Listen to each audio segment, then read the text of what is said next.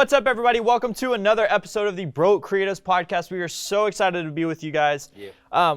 Jarrett, we're gonna share some things on how to be a failure in the creative industry. Yeah, because there's a lot of failures. I do want you guys to stay tuned, stay in the loop with us today because we are gonna talk about some crazy things. So stay till the end.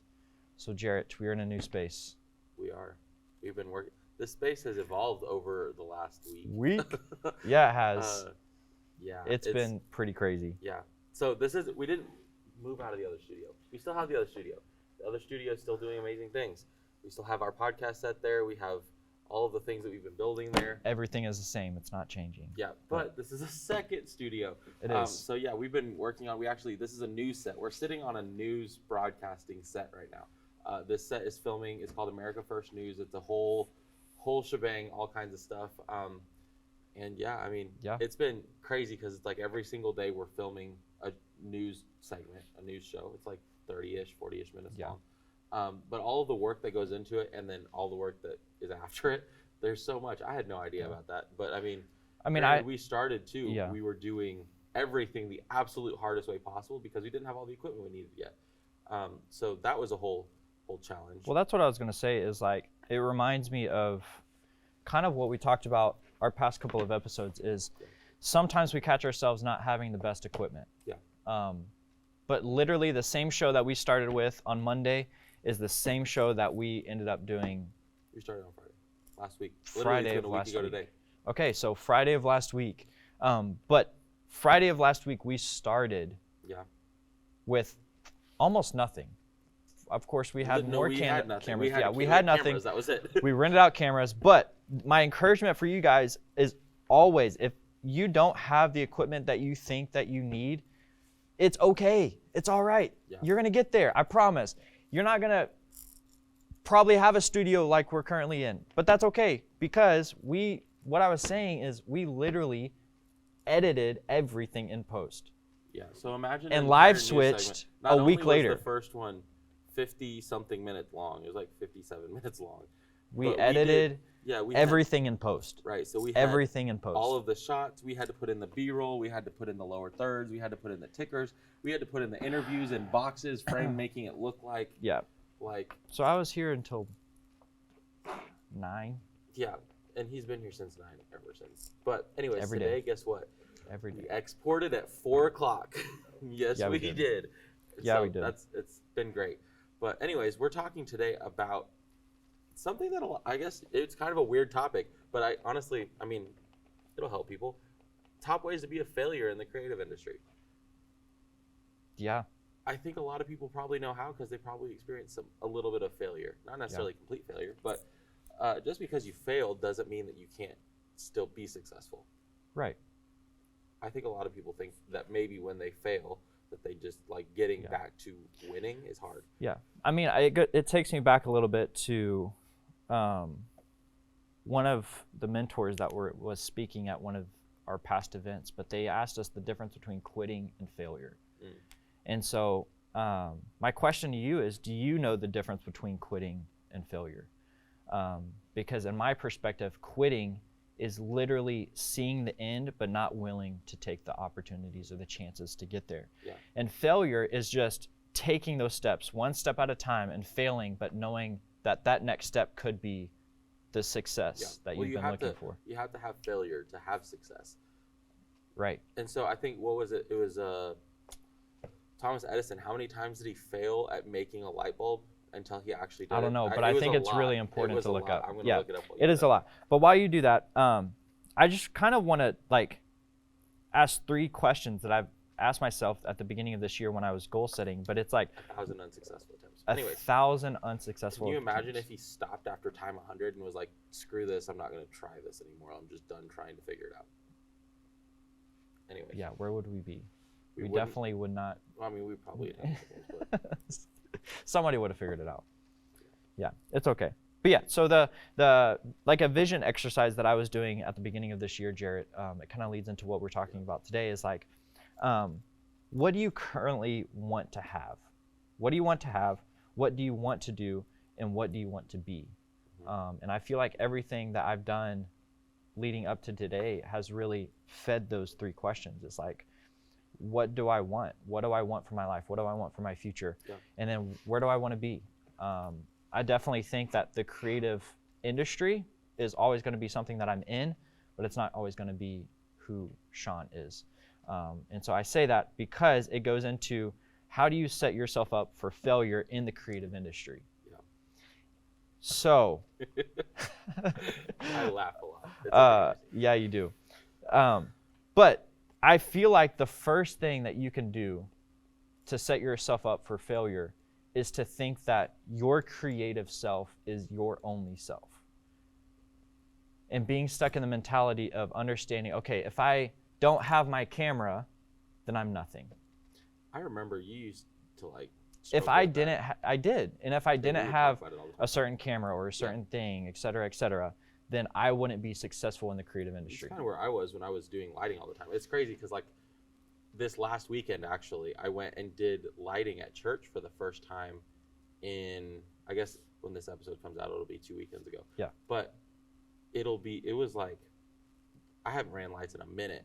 Oh, yeah. And I forgot how fun it was. But exactly. I used to always think that when I was only, like, when I was just in live production, I was like, man, now that I'm not running lights anymore, like, what is the creative production person, Jarrett? Like, what is that? Who is that? Yeah, and I know we talked about that a lot Yeah. And I really do think that's how some people set themselves up. Yeah. I'm not, I'm pretty positive that most people starting out get stuck in that type of mindset. Yeah. And that's okay. We've all been there. We've all understood that like this is the only way to make money in our current situation or in our current season. But for the most part, don't get stuck in the mindset. And if you want to get stuck, then you will fail as a creative. Yeah. So, yeah, that was my starting point is exactly that. Don't get stuck in your mindset of thinking you're not enough. Mm-hmm. So, Jarrett, what's the next point? I don't know. It's funny because I'm a very structured person. And oh, I just threw you for a complete loop. Yeah, because I love it. He didn't tell me anything he was going to talk about. I don't know what I was going to talk about. Doesn't really have to go. So, anyways, that's all right. It's going to be fantastic. Anyways, you're so annoying. Anyways, okay, so one of the other ways that I said that would be one of the top ways to fail in the creative industry is making excuses instead of progress. A lot of the times, I think a lot of people will use the situation that they're in or whatever as an excuse to just stop doing work and stop. Like they think if they run into something hard or troubling or something like that, that the whole world's stopping and waiting for them to get back on track before they can continue making progress on whatever they're working on. And I think that's a big way that a lot of creatives tend to get down this rabbit hole of failure, is because they continually think like that. I guess it does kind of go back with the mindset that you were saying. But yeah, so that was one of the ones I wrote down. Yeah. Well, no, I mean, I'm going to piggyback off of that because I think we think alike sometimes, Jarrett. But there's a backstory there too. But no, I think so. One of my notes is eliminate the word impossible from your vocabulary. And the reason I say that is because there's always going to be something that you've wanted to do but thought you couldn't. Yeah. There's always going to be something in your life where you've wanted to chase after it, but you just didn't know how to get there. Yeah. And we've always talked about your network of people. Find people to surround yourself with to help you cross that bridge of difficulty of understanding that something is possible. Yeah. And understand that when you surround yourself with people that do lighting, for example, they can help you with lighting. You've taught people how to do lighting. Because there's going to be one of those days where you show up to a lighting board and you haven't done it in a long time. And you're the one asking them what to do. Yeah, remember so I was at church when I ran lights again this last weekend. And I was there for the first service already, and it was so much fun, and it was great. And then Sean gets there, and I'm like, oh my goodness, I haven't ran lights in so long. And then he looks over at me, I'm rusty. Like, this is like, I haven't done this in a minute. And I'm pretty sure he like recorded a video or something, but. Yeah, we'll post it. No, don't post it. But I don't know where I was going with that. No, the conversation happened with, oh wow, with like an exploding brain like and like really cool flames. I thought it was really cool. He goes, I'm a little rusty. I said, you're joking, or something like that. And we rolled with it. But I think you did great. You didn't think you did great. I mean, but I don't there's think gonna I did be bad. in a humble thing, like, to be humble, but like I don't think it was bad, because at the end of the day, and I think one of the things, especially in the church creative industry, is people focus more on performance than presence. And I can remember Chris, he's over the production department for the church that we go to, and he walked up, and one of the things that like blew my mind the entire time is he was like really focus on like what the Lord's trying to communicate through you while you're running lights. Don't worry about like, because we did a live recording also during worship. It was a live recording of the song, and I asked him, because I was thinking in my system structure, I was thinking in that brain, and I'm like, okay, cool, so I need to make sure that it's run pretty much the exact same from beginning to end for both like services, for the 9 o'clock and the 11:30. And he was like, don't even worry about that, just like go with the flow and do whatever you want, and then from there you'll be able to make it happen. What is happening? I'm laughing because William, the guy that is like helping us switch and everything, he said at the end of the day, lights are still on and souls are being saved. He's not wrong. He's not wrong. He's not wrong. Even if the lights are still off. Okay, so you hear the sound? It's so great. We love it. Let me tell you about, I know we're completely changing topics, but honestly, let's just go for it.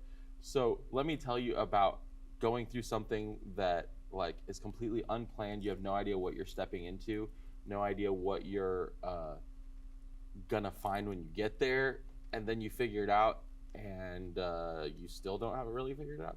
Anyways, so that was this week for us. So this week, it was like last week and this week. So Josh Latimer, he's one of our business partners. He was out of town. We always film for him on Tuesdays and Wednesdays. So our other business partner, Josh Fierstein, has another studio, which is what we're in right now.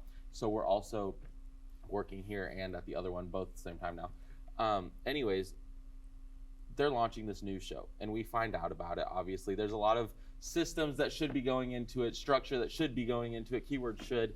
A lot of the stuff wasn't fully thought out yet. And so that's where they're like, hey, Jarrett and Sean and Will, come help us figure this out. And we walked in here, and they have like no cameras, no equipment, nothing. So in the span of a week and a half, we've probably had every integrator that you could probably imagine come in and try and help us with. Well, not everything. Come in. We've had one integrator come in, but we've reached out and different talked to a lot Wi-Fi of different people. Yeah, we've had. I mean, they've been. The floor that we're on right now, the closest access point for internet for all of you IT people, the closest access point is probably 200 feet away from me, currently right now. So that's a fun thing. Anyways, it's so bad. But anyways, so we come in here, we don't have anything. We don't have a switcher really. We don't have an audio mixer. We don't have computers. We don't have anything. So we're trying to figure out, okay, cool. We have this new show that's launching. Like, what do we do? How do we do this show? And this is probably like Wednesday of last week, and the show is starting on Friday. And so we're figuring it out. We were trying. And so we're trying to figure out all the steps. Okay, cool. What are the ways that we still have a win, but like obviously we can't have everything all at once. It's not going to be amazing. We still have to build the team. We still have to develop the people, train them how to do everything. But at the end of the day, like what is still a win? Like what is still success with what we're doing? Like what is still success? What does that look like? And so obviously I think there was like, especially even the people coming in to talk, all of that stuff, they still have all of these conversations about their ideas of success. Success is super relative though. So at the end of the day, what we're realizing and finding out is we started on Friday with success. If we had that same Friday today, it would not be considered a success, but it's because we're making progress every single day. And so we started on, Sean cracks me up.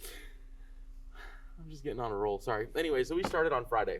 On Friday, we had everything edited from, literally everything edited. Every lower third was an animation with like yogurt, what is it? Mogurts, whatever. Anyways, the little Just to clarify, essential graphics motion on graphics. Premiere. Anyways, Oh I always make fun of the little files. They're called like Mogarts or something like that. Anyways, and so I called them yogurt earlier. They're yogurt files. Anyways, but I'm not the editor. You're Will laughing. Mogarts. Yogurt, Will. Yogurt, Willie. Anyways, so we had our yogurt files, and literally every single one of them was a yogurt file. So Why do you keep saying yogurt? because it was a yogurt file. Just say motion graphics to save all of us. No, because now it's funny. So Sean was messing with yogurt all night. It was it was crazy. I was playing with yogurt packs. Yeah. What, remember the little Go-Gurts? It was kind of like a Go-Gurt. He was playing with Go-Gurts all night.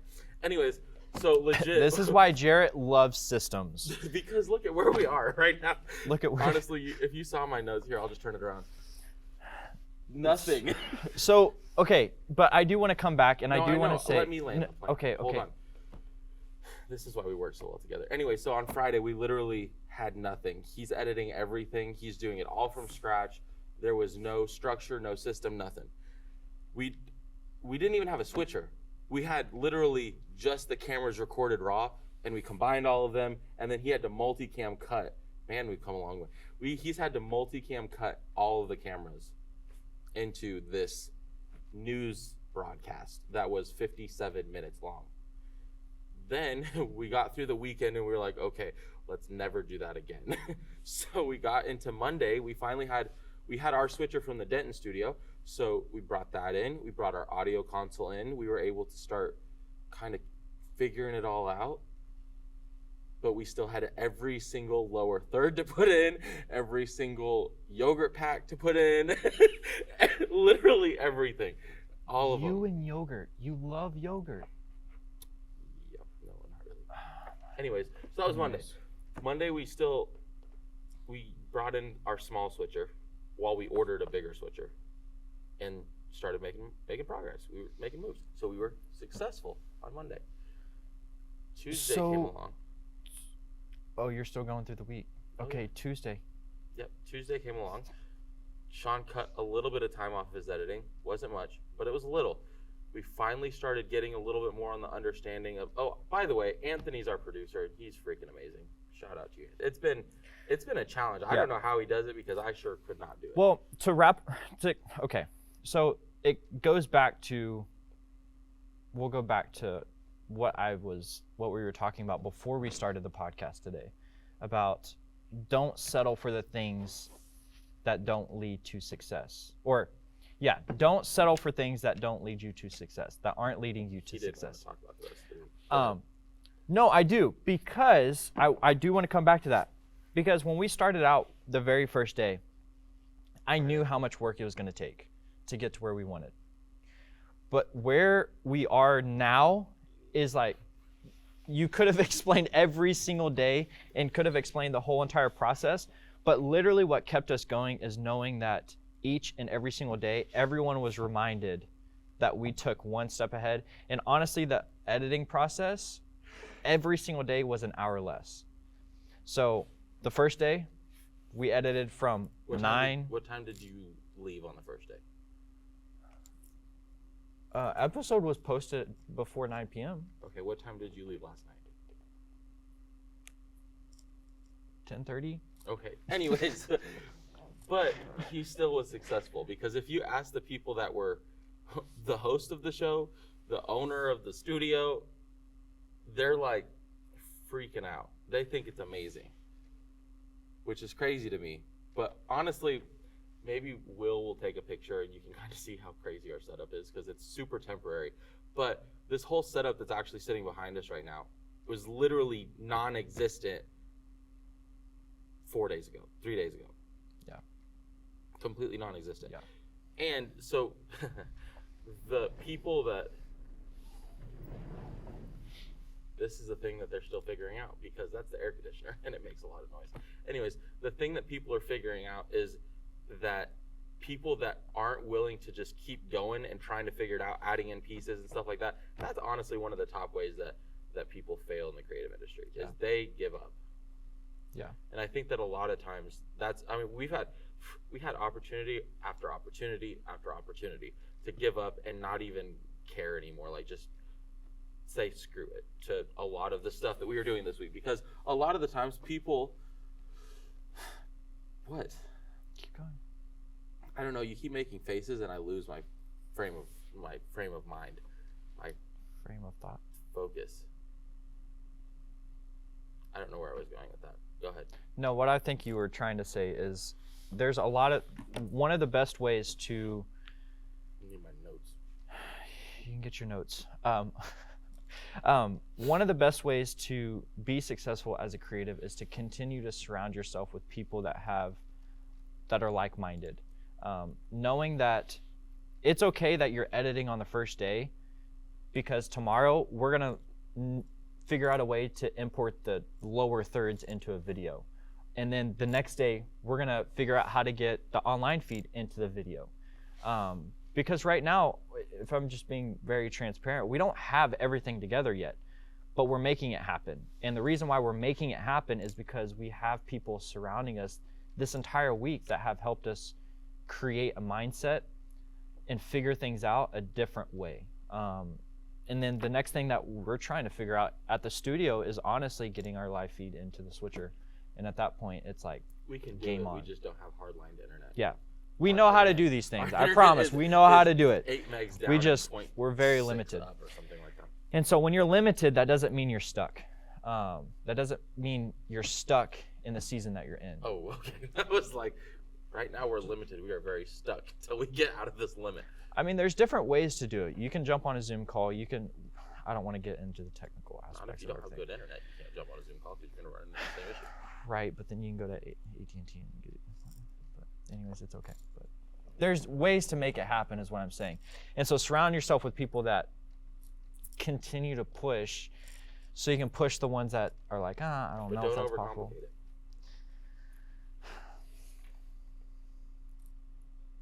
It's okay to overcomplicate some things to make something happen. I think so. Tell me more. Tell you more on how to overcomplicate things. Tell me why you think overcomplication is okay. Overcomplication, because if there is one person in the room that is pushing the team to the point of like, oh, it's okay, we won't figure it out today. If you're the one overcomplicating things, it's going to come up with new ideas, new ways of doing You can things. come up with new ideas, but That's great. not say that you're going to. I feel like I overcomplicate things because I'm constantly pushing for new ideas, new ways. There is something possible. There is new ways. Because today, today was the first time to use an IFB. IFB. Yep. Like an in your system. Yep. And on the first day, I had the idea of an IFB, but we didn't want to push to make it happen until the last day or the last day of the week We didn't have when it tools was on the first day, possible. but yeah. But yeah, it's kind of my thought process is if there's one person in the room that's pushing the team and pushing ideas, then it can happen. So how do you balance that with over-promising and under-delivering? Over-promising and over-delivering. Under-delivering. Under-delivering? Yeah. Well, you have to first think about your limitations in the room. So like Wi-Fi. I'm not going to sit here and push Wi-Fi or push getting Zoom calls in when I know the Wi-Fi is bad. Mhm. So you have to know the limitations of your team. You have to know the limitations of your space. Because if you don't know the limitations of not just your space, your team, but also yourself, then you're always going to overpromise and underdeliver. Yeah, that's true. So, yeah. Well, we talked about the top ways to be a failure in the creative industry. That was, Overpromise and Over- underdelivering. yep. No communication. We didn't really talk about that one, but that No. one can definitely derail you. Derail you. in the creative Literally. industry. Miss the follow-up. I think a lot of people do that. Missing the Follow-up. which definitely has to do with communication too. But the follow-up, like with your clients, like following Oh, up to literal figure out- follow-ups. Yeah, Okay. literally following. Yep. Up. Agreed. I put stealing people's work because a lot of creatives do that, and it's a lot. But Yeah. that's just one of my other ones. But yeah, that's all I put on my notes. Yeah.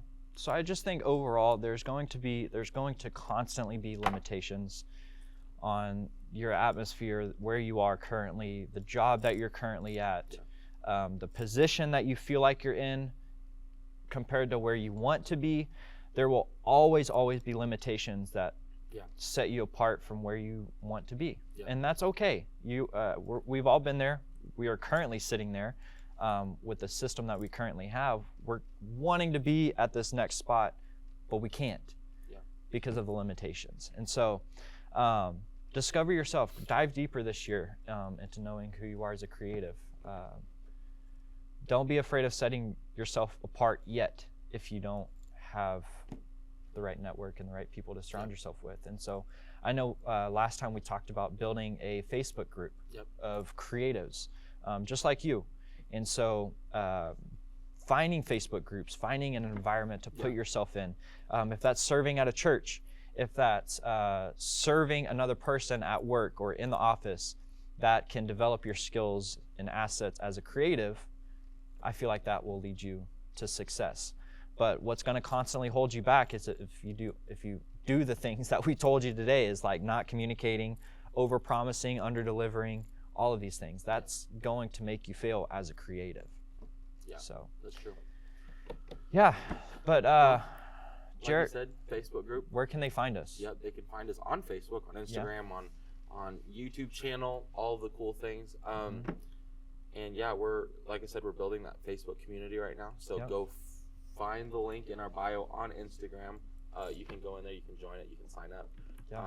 And then I know that we're all working together right now, but we're going to be super active in it. So even if that means like we're going to be posting every day, Facebook Lives, I think it'd be super cool to do like a Facebook Live with people in there. So we're probably working on that. And then we have that workshop coming up. We do. So more details are about to come out, but we do have the workshop. It's about doubling your income without having to sell a thing. So I know that a lot of creatives are super introverted. They hate going and trying to sell stuff to people, sell their services. They don't know what their value is. They are afraid of saying, this is how much I need to charge. But then they're like, oh yeah, I'll do it for half that, just because they don't like conflict. So it's like figuring out all of those things, but not having to worry about being a salesperson. Like you can actually, like, knowing how to market yourself and brand yourself, all just by posting on social media. Like there's so many different things you can do to double your amount of income that you're making right now. So we're having a whole workshop. We're going to have some guests that come in with us, and it's going to be super fun. So one sneak peek to that is build your portfolio. Build your portfolio. So, that is a true your thing. Portfolio. Because there are so many opportunities out there. Just from people seeing your social media. That's and true. Just from people seeing who you've worked with in the past and what you've done. So build that portfolio. Can't encourage that enough. Yeah, for sure. Like and subscribe, share this. I'm sure that you know a creative that you know specifically would enjoy listening to what we talked about today. Go and send this to them. Just share it with them. Yeah. It'll be fun. Smash that like button. That was cringy. Very cringy. But anyways, that's a wrap. That is a wrap. Great job. Nope. See, not doing it. 2023. New Year, new me. I'm not high-fiving him because he's going to fake me out every single time. New year, new joke. High five. Do it. No. Thank you guys for joining. We'll see you guys on the next episode. Peace.